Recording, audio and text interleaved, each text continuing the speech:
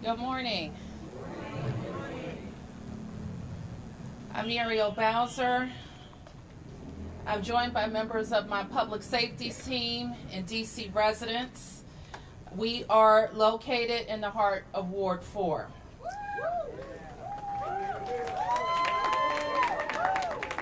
I especially want to acknowledge the Deputy Mayor for Public Safety and Justice, Deputy Mayor Lindsay Appiah, and the Acting Police Chief, Pamela Smith. You've heard me brief and speak many times on public safety and how ensuring the safety of our city is our first priority, in working hand in hand with policymakers and community to ensure that we are doing everything possible to make our community safe. And to that end, today I'm announcing new legislation that will address recent crime trends and give law enforcement more tools to hold criminals accountable and keep our neighborhoods safe.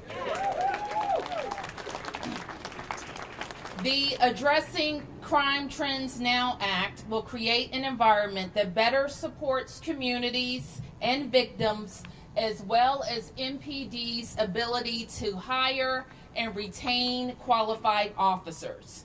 And some of the changes are just plain common sense. We know, for example, that the criminal behavior directed at our business community, particularly our retailers, is unacceptable. And people in our city are sick and tired of it. People want great businesses in their neighborhoods. They want to go to stores and restaurants, and they don't want to have to worry about those businesses being robbed repeatedly and brazenly. So with this legislation, we are creating criminal penalties and establishing a new crime directed towards organized retail theft in our city. And under the new law, it will be illegal for any person to organize a theft-for-profit scheme by recruiting or directing other individuals to commit organized retail theft. We are also reinstating the law that makes it unlawful to wear a mask for the purpose of committing criminal acts or threatening people or causing fear. Thank you. Obviously, our community's relationship around wearing masks has changed significantly since 2020, and thank God for that. But we've all seen the videos. In fact, there was one from the wharf last Monday where everyone who jumped out of a car with a gun pointed at an innocent person had on a ski mask. And we need to address that. These changes, of course, won't apply to people who are wearing masks for their health. And one thing that you've heard from Chief Smith and her team frequently out in the community, they're out over the last several months, have visited neighborhoods across our city, and there has been overwhelming support for addressing open-air drug dealing and loitering. People in the community are not fools. They know what's happening at some of these sites.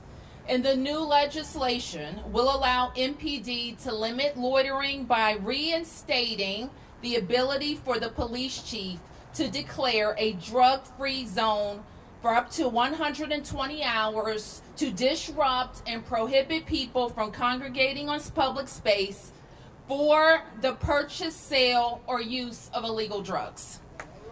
The establishment of a temporary drug-free zone will allow MPD and community members to work together to interrupt illegal activity and allow neighborhoods to reclaim our space. And finally, Chief Smith will go over the next part in more detail, but I want to start by saying this. MPD continues to be a leader in fair and constitutional policing across this nation. They continue to work every day to have and keep the trust of our city, and this legislation won't change that. It will, however, support the department in dealing with some of the negative consequences of the Comprehensive Police and Justice Amendment Act. Some of the changes that were made just don't match the daily practice of safe and effective policing. And whether that's around incidental contact you can make with a person, or how officers can use their body-worn camera footage to write reports, or whether police are allowed to safely chase a criminal who's right in front of them. And you've heard me say repeatedly this year, we must have a policy environment that supports accountability, whether it's from school safety leaders, advisory neighborhood commissioners, or in conversations with residents. And residents have expressed loud and clear to me in every venue you can imagine across this city that they are looking for solutions to help fill the gaps in our public safety ecosystem. We promise to leave no stone unturned, but we need to act now. And we need to send the strong message that violence is not acceptable in our city. And this perception that people have that you can commit a brazen crime and get away with it has got to stop. This legislation will help change that. And I want to thank our officers. We should give a hand to the hardworking men and women of the Metropolitan Police Department. We want to give a hand to the leadership. We want to recognize our 911 call takers who are taking your calls and helping to get police on the way. We want to thank our fire and emergency management officials. We want to recognize the prosecutors and the public defenders who help make our system work. We want to acknowledge and thank the judges, but we also want them to see us and hear us and let them know we want to be safe. And so, as I mentioned, there's a lot of work to do. There's not one tool that is the magic wand, but we have to investigate and press down on all of our tools and make sure we're doing everything that we can. From the enforcement side, which is what we're here to talk about today, but we talk every day also about the prevention side and the opportunity side. And you should be proud in your city that we give people 1 chance, 2 chances, 3 chances. But your chances can affect my safety. And that's what we're here to talk about. We want everybody to take advantage of the opportunities available in our great city. And we want to be safe. So with that, I want to acknowledge our Deputy Mayor for Public Safety and Justice, Deputy Mayor Lindsay Appiah, followed by Chief Pamela Smith, currently the acting chief. And we need to get our chief confirmed, right? Let's get our chief confirmed. And then we'll have some time for questions. Deputy Mayor. Thank you, Mayor. I'm Lindsay Appiah. I'm privileged to serve as the Deputy Mayor for Public Safety and Justice for the district. Our public safety and justice ecosystem is unique because of the district's criminal justice system structure, one that's a mix of local, federal, and independent agencies, most of which are not under the authority of the mayor. And so what we need from all of our colleagues across our local and federal and independent is for them to match the commitment that we have in district government to not just combating crime, but to our approach to the work with the belief that we can prevent the next crime, that we can prevent someone else from being a victim. From Mayor Bowser to every dedicated employee in district government, we are simply committed to working with our community and government partners every day to make the city safer. Mayor Bowser is putting every necessary resource towards public safety and turning these trends around. The mayor has maintained, and you heard her say today, we must have a policy environment that supports appropriate accountability. And her addressing crime trends now, Act demonstrates what our community, you all are telling us. We want appropriate accountability for those who choose to commit crime and inflict fear in our neighborhoods. In the district, we're leaders in systemic reform. That is certainly true in criminal justice space, where we lead in pushing the bounds of what is possible to achieve equal justice for all under the law. We can and we should be proud of our progress. but we must never be so proud that we're unwilling to critically evaluate our reforms and adjust when unintended consequences are leading to harmful outcomes for those we serve. While we're a city that often leads the nation in instituting forward-thinking reforms, we must never lose sight that we are first and foremost a local city, and that our solutions must be tailored to the specific realities that we're facing here. ACT now clarifies and updates several existing policies to better align with the day-to-day realities of safe and effective policing. And so I'm going to now turn it over to Chief Smith to talk more about some of those proposals. Hello, everyone, and I'm Acting Chief Pamela Smith of the Metropolitan Police Department here in Washington, D.C., and thank you for joining us today. I would like to begin by thanking Mayor Muriel Bowser and Deputy Mayor Lindsay Appiah for introducing this legislation. I'm honored to stand here today to speak with you about legislation that will help how we, as the Metropolitan Police Department, better serve our communities. This legislation is impactful because it clarifies the many challenges our law enforcement professionals face today. While all of these provisions are highly important, there are 6 key provisions listed in the bill that I would like to expand on just a little bit. It will be our vehicle pursuit policy, reestablishing drug-free zones, which will help limit loitering, new legislation for organized retail theft, clarifying language regarding incidental contact with the neck, and modifications of officer discipline, and ensuring that our officers can review the body-worn camera prior to writing their initial report. Allow me to speak about these in greater detail.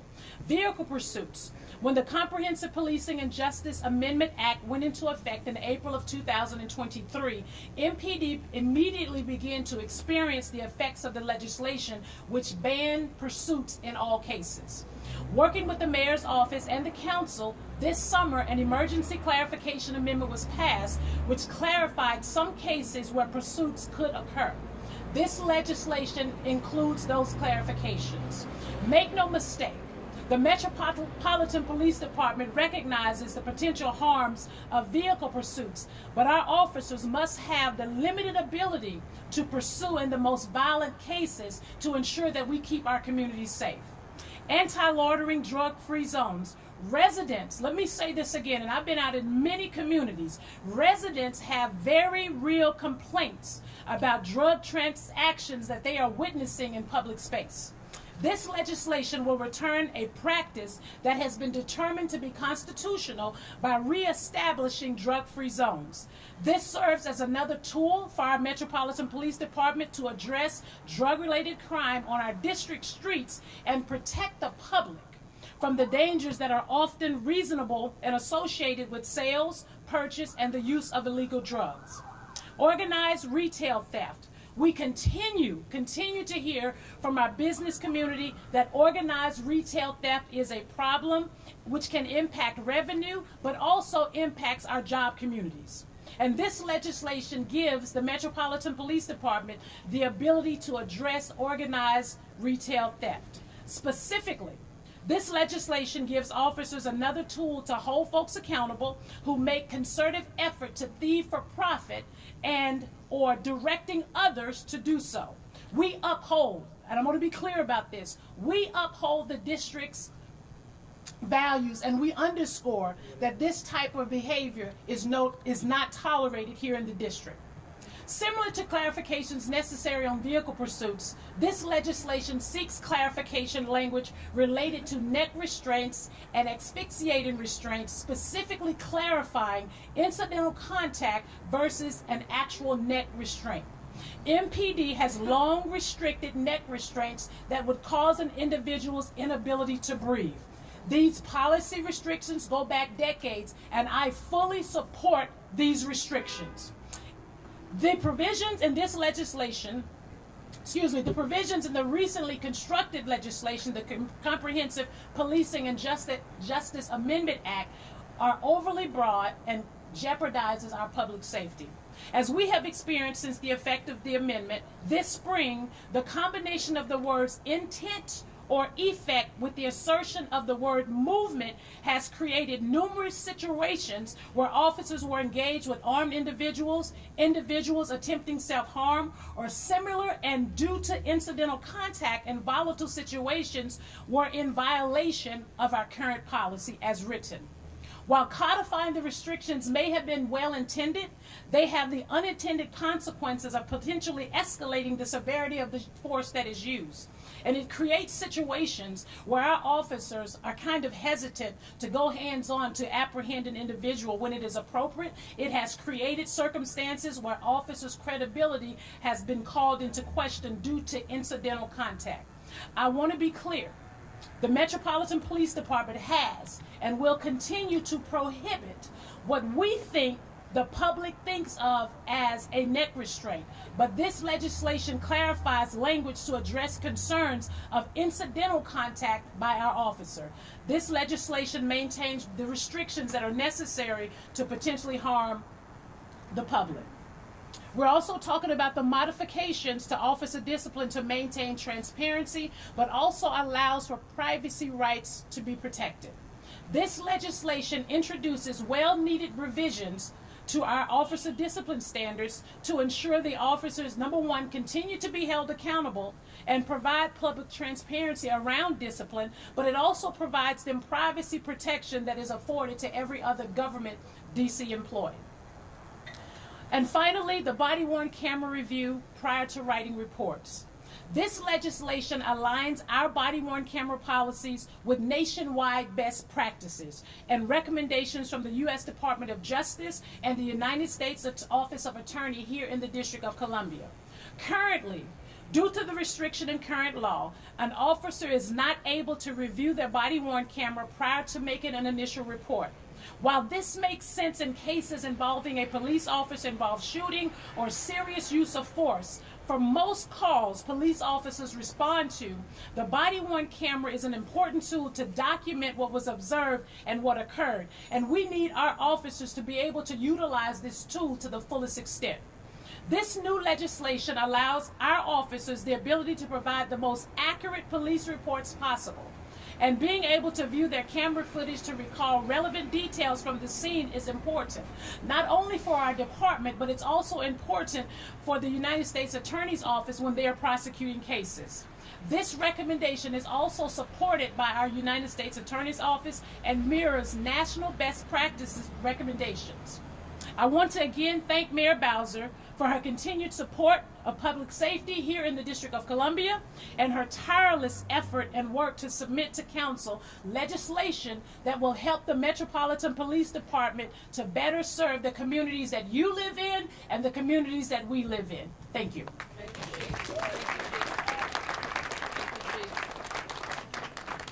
Okay, I want to ask the Chief and Deputy Mayor and City Administrator Donahue to join me.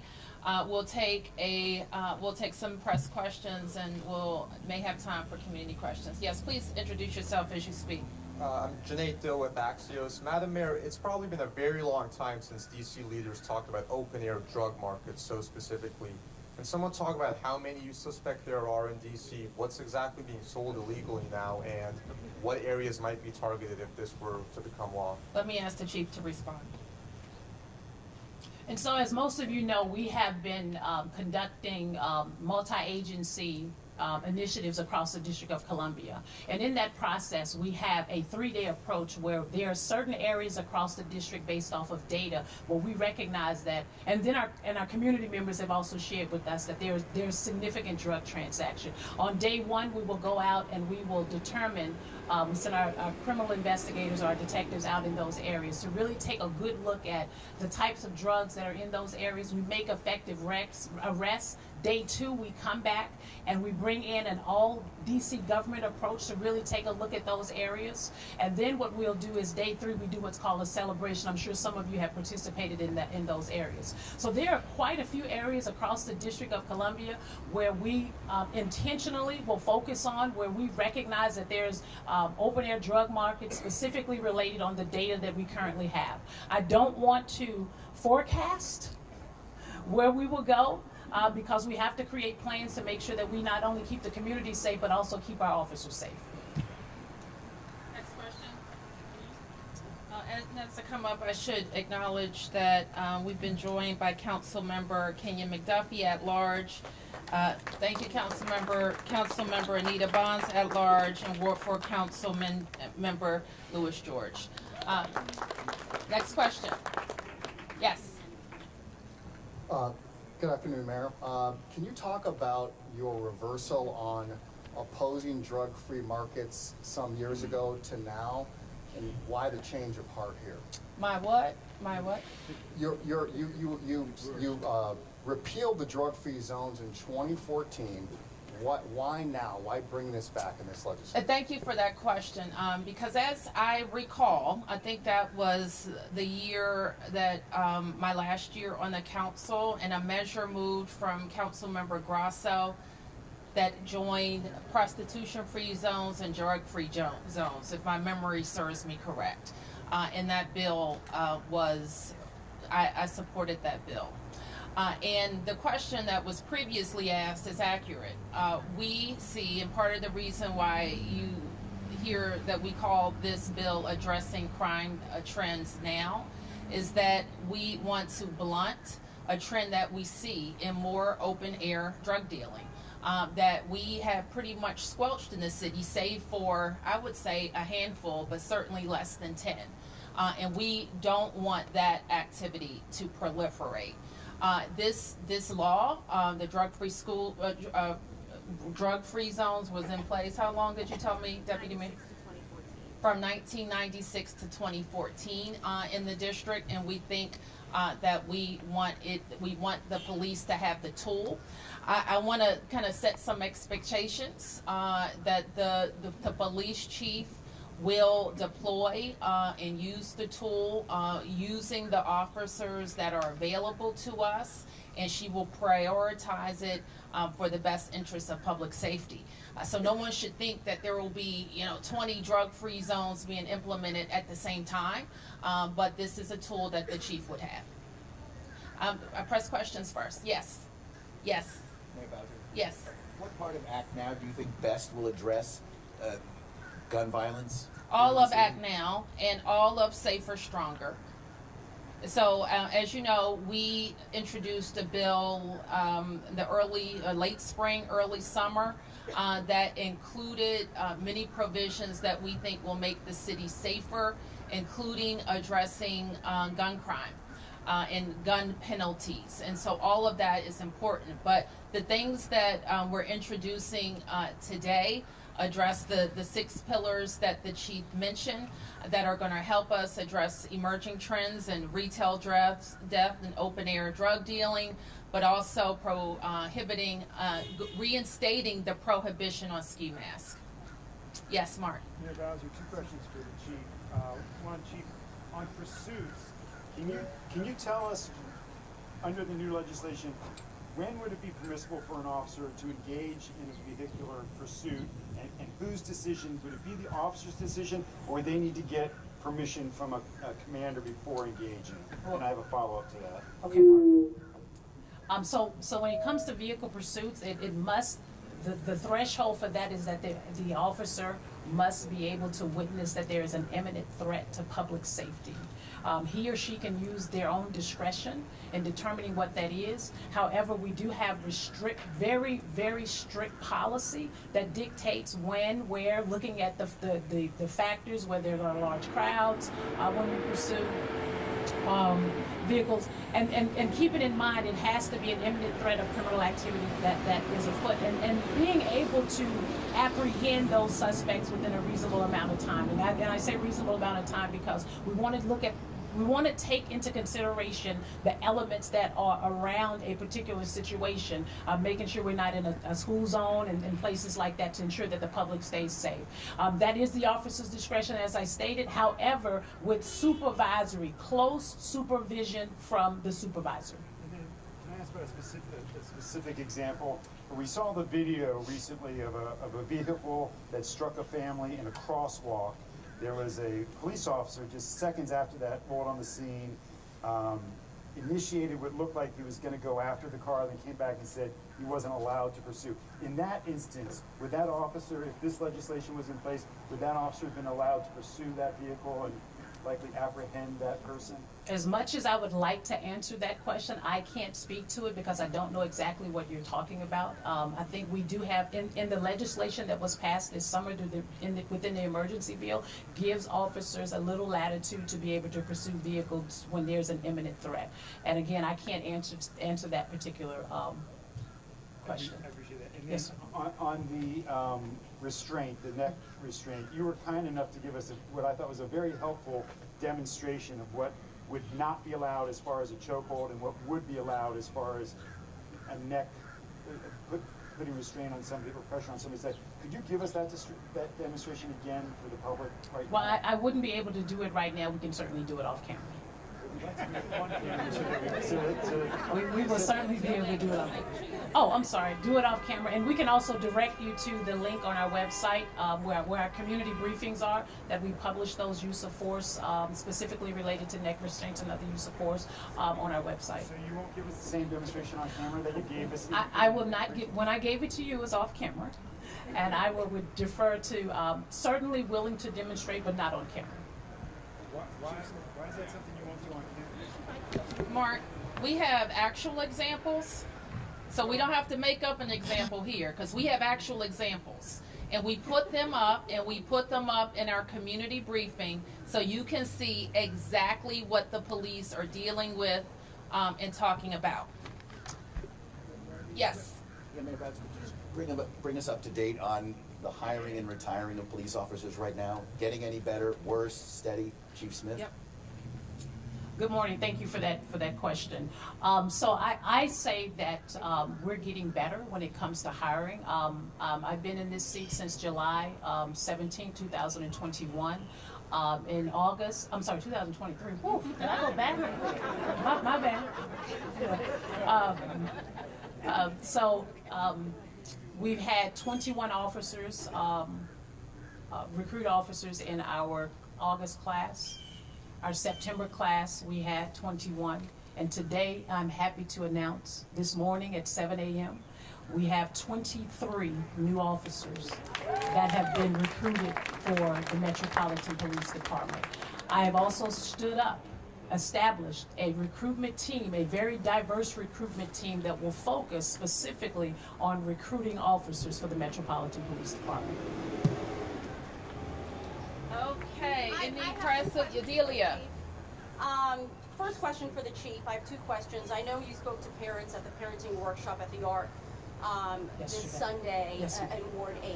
A lot of folks are saying curbing this crime crisis involving our young people starts at home. Yes, ma'am. I'd like to know what you shared with those parents, if you talked to them about holding their children accountable, specifically when we're talking about criminalizing or changing the laws and pertaining to wearing masks and some other behaviors. And then I have a second question. Well, thank you for that question. And I tell you, yesterday, the Parenting Revival was hosted by Ronald Moulton, was a very, very good revival. I think we had up to 100, to include children, males and females, parents alike in that setting.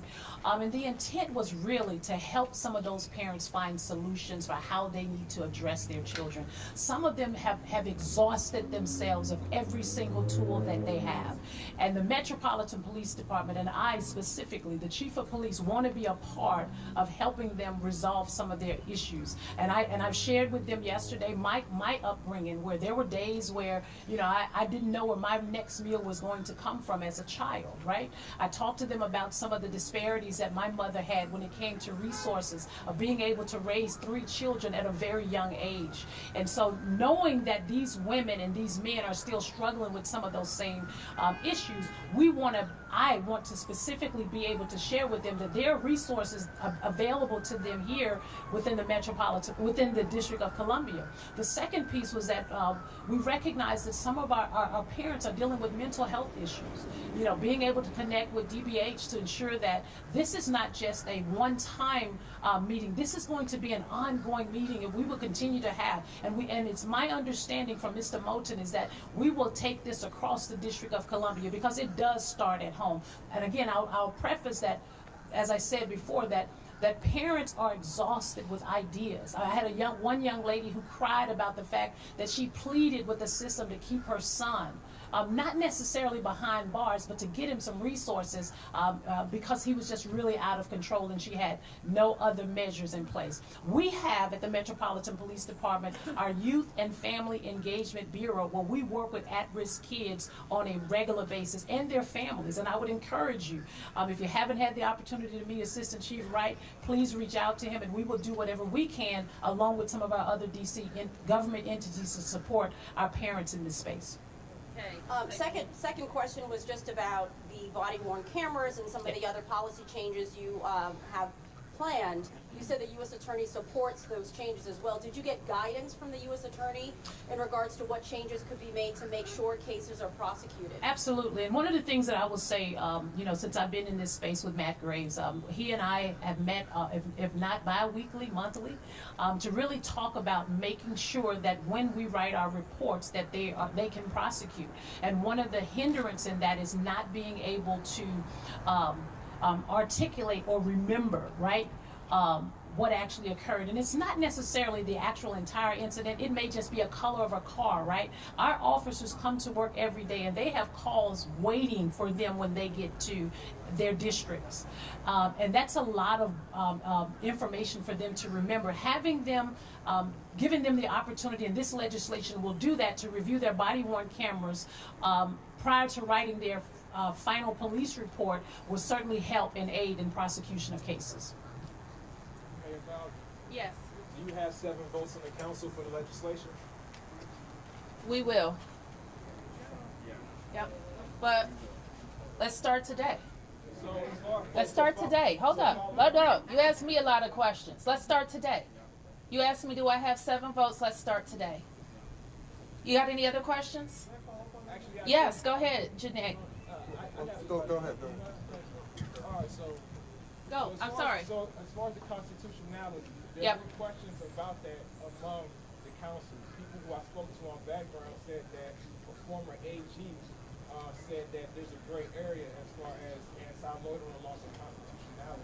What do you say there? What I say is that this law was in place in the district from 1996 to 2014. I'll ask Deputy Mayor Pia to say more. Sure. We know that I'm a lawyer, right? So there's no benefit in us proposing anything that isn't real or unconstitutional. So certainly we've looked at that. I myself looking that there are drug-free zones. The Sentencing Project actually has a really interesting primer on drug-free zones across the country. And certainly I look back at the time of the 2014,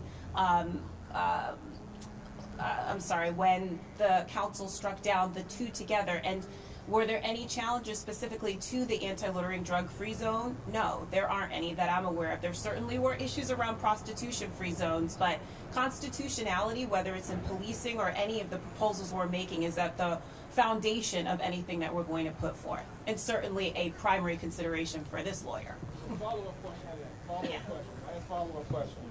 So, legislation to implementation. How do we, in terms of that, with the gray area, whose interpretation is it up to that something's constitutional? Because by the end of the day, people have certain biases.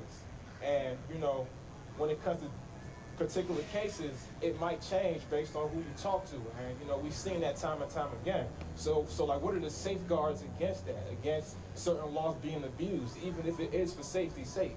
I mean, I can't speak generally across the board about constitutionality, but with regards to this provision, when you look at it, there are a number of considerations that go into the determination of how an area would be designated, the type of notice that those in the area are given, or otherwise of what is allowed or not allowed. And so I think those are the type of determinations that officers make on a regular basis, and that we work with attorneys, legal counsel division, and otherwise to help us to make sure that we're clear about what is and isn't constitutional policing, and certainly constitutional laws.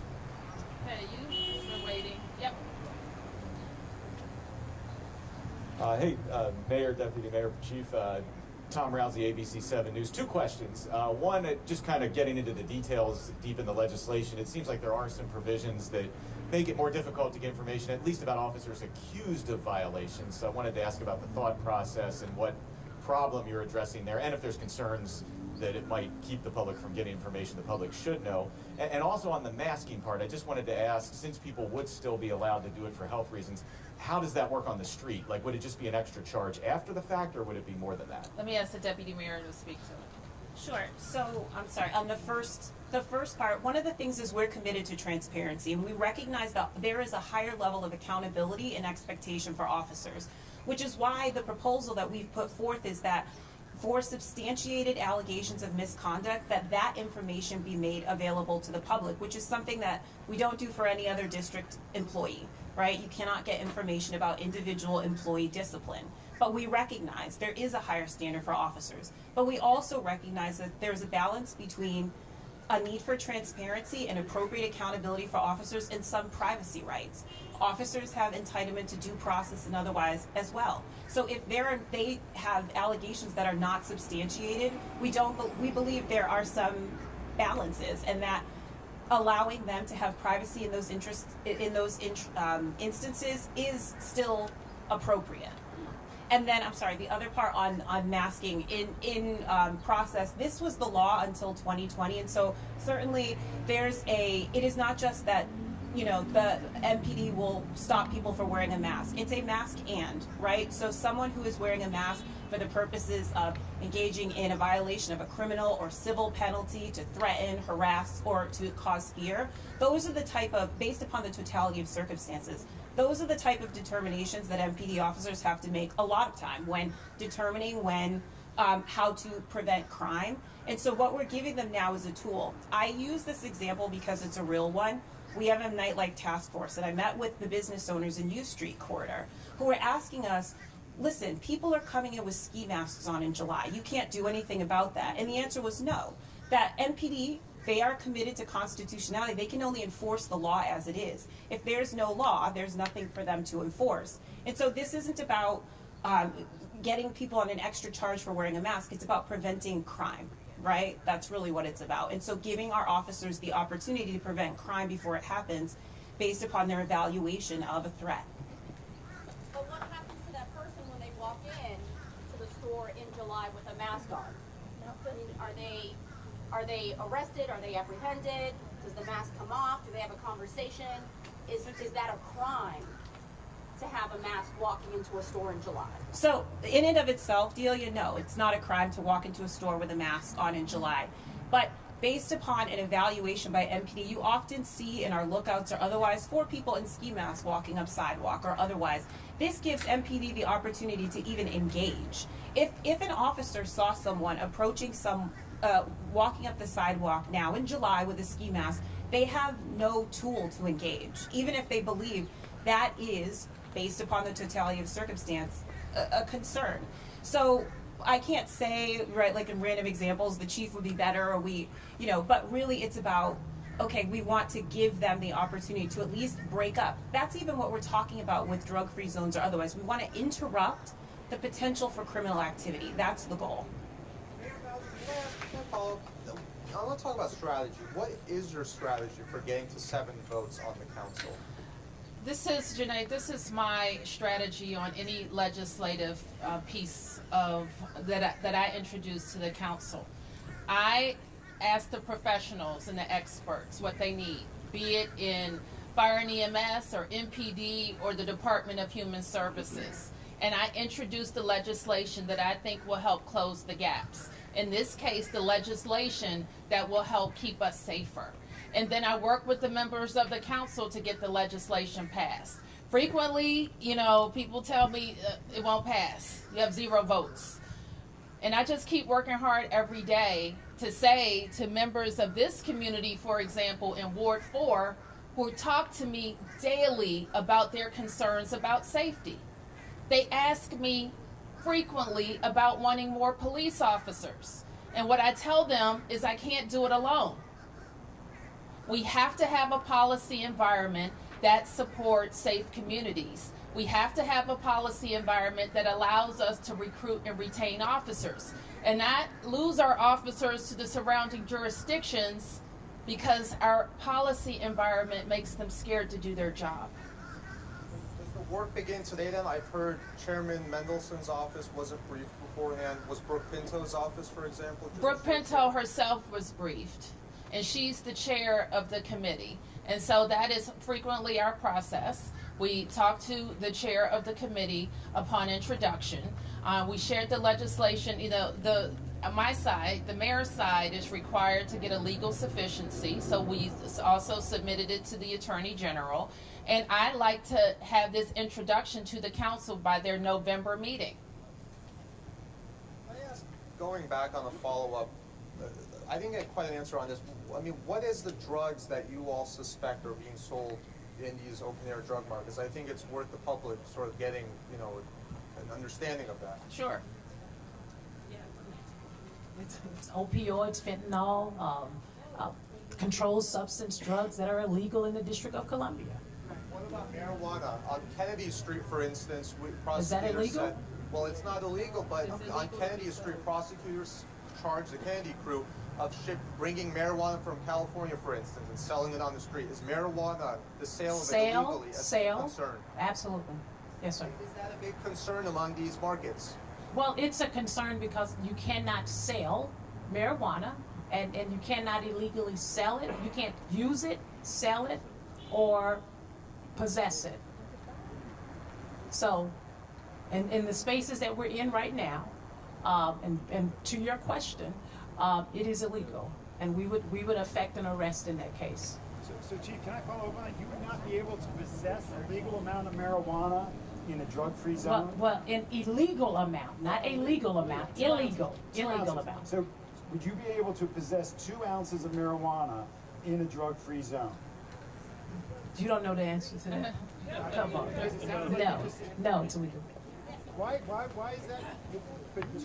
If it's been declared a drug-free zone, then you're not going to be loitering in it or possessing or using marijuana. But I just want to get back to Janae's question, and maybe I'm reading a little too much in it, because we support the initiative 71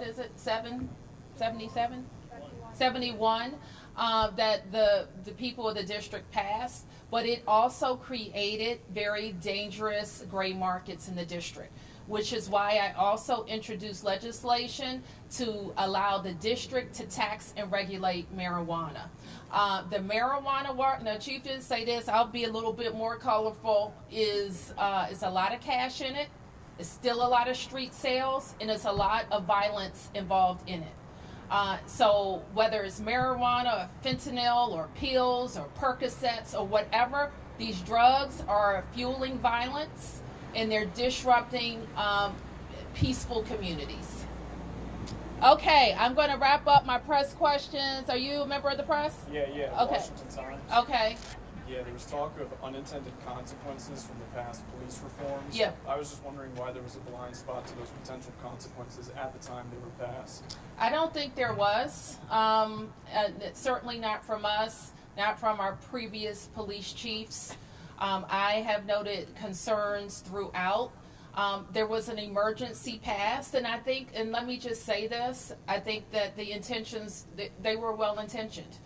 And I think all of us following the murder of George Floyd wanted to make sure that we were doing everything possible to have a safe and constitutional police force. I said at the time, our police force is not like a lot of police forces around the country, and I think some of the reforms, have made our communities less safe.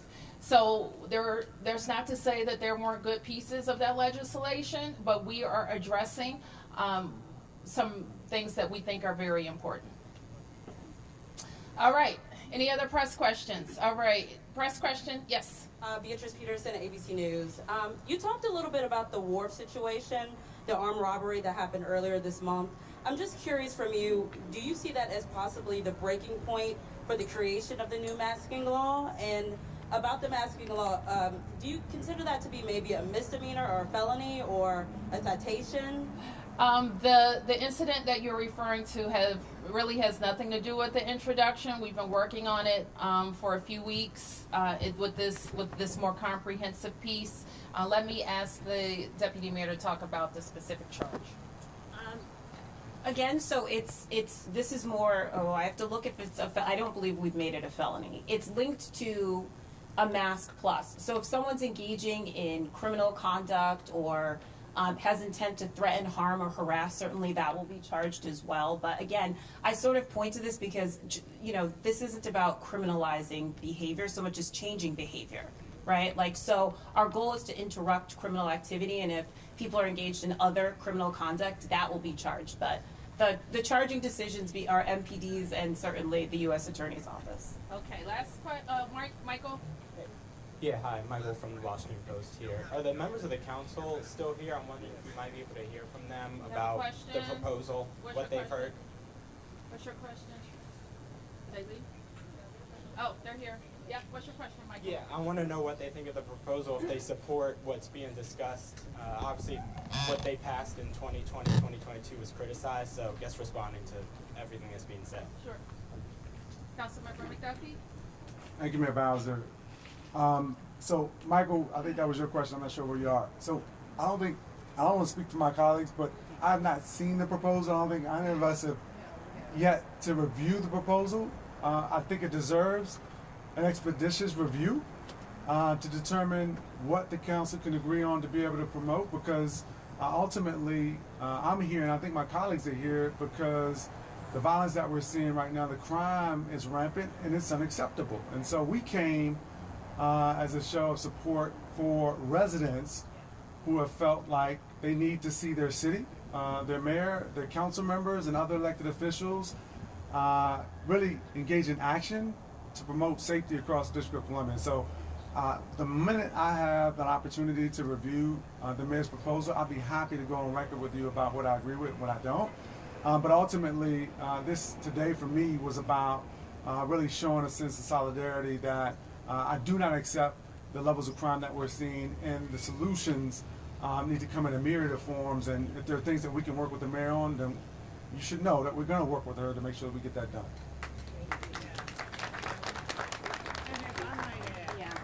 I would 100% agree with my colleague. It is so important for us in this city to make sure, as Democrats, as a Democrat-led city, the Republicans in Congress are attacking us every day in our very democracy.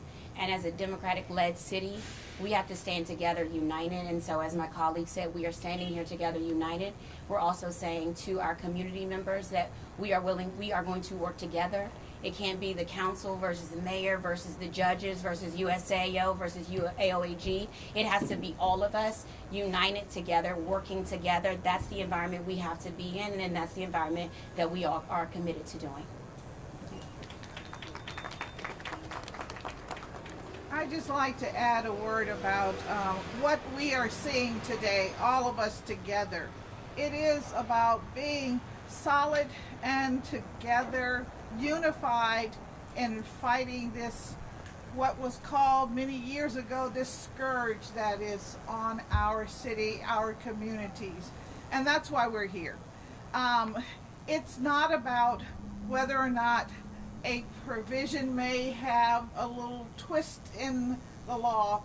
We know that we're at a point where we have got to get help. And help is not going to come from the land, it's going to come from us. And so together, I think we are saying today, all of us, that we're standing together against what is happening in our community, to our children, to our families. And I want to thank the mayor and the administration for being bold, because that's what this is, being very bold. Thank you, thank you.